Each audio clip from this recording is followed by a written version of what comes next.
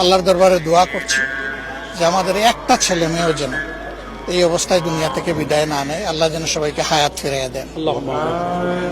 আর পরিবারগুলো এখনো জানে না তাদের কলিজার টুকরা কে কোথায় কিভাবে আছে, তাদের এই উদ্বেগটা যেন আল্লাহ দূর করে দেন।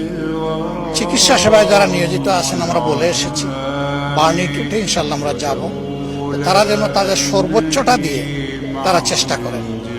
আমাদের সহকর্মীদেরকে ইতিমধ্যেই আমরা আহ্বান জানিয়েছি, রক্ত লাগে রক্ত দিবে, ঔষধ লাগে ঔষধ দিবে, টাকা লাগে টাকা দেবে, এবং যত ধরনের সহযোগিতা আছে সব দিয়ে যেন এই মানুষগুলা, বিপদগ্রস্ত মানুষগুলোর পাশে আমরা দাঁড়াতে পারি।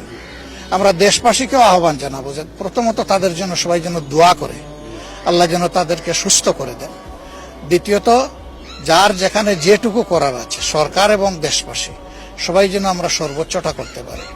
তৃতীয় আমাদের অনুরোধ থাকবে যে এই ধরনের সেন্সিটিভ জোনে যেন ভবিষ্যতে আর এই ধরনের ট্রেনিং দেওয়া না হয়, কারণ ট্রেনিং লার্নার যে প্লেন এগুলার এইটাই কিন্তু প্রথম অ্যাক্সিডেন্ট না, এর আগে অনেকগুলা বিপজ্জনক অ্যাক্সিডেন্ট হয়েছে এবং জানমালের ক্ষয়ক্ষতি হয়েছে।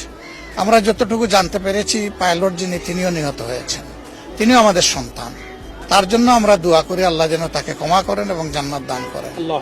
এখানে এই প্লেন ক্রাশে ইতিমধ্যে যদি আর কেউ এরকম নিহত হয়ে থাকেন তাদের জন্য আমাদের একই দোয়া থাকলো, এবং আমরা সবাই মিলে ইনশাল্লাহ এই বিপদ যাতে কাটিয়ে উঠতে পারি, আল্লাহ যেন আমাদেরকে এই তৌফিক দান করেন। আমরা অলরেডি সিদ্ধান্ত দিয়ে দিয়েছি এবং আমাদের লোকরা পাশে আছেন, এখানেও আছেন, আমি এসে এখানেও পেলাম লোকদেরকে। সব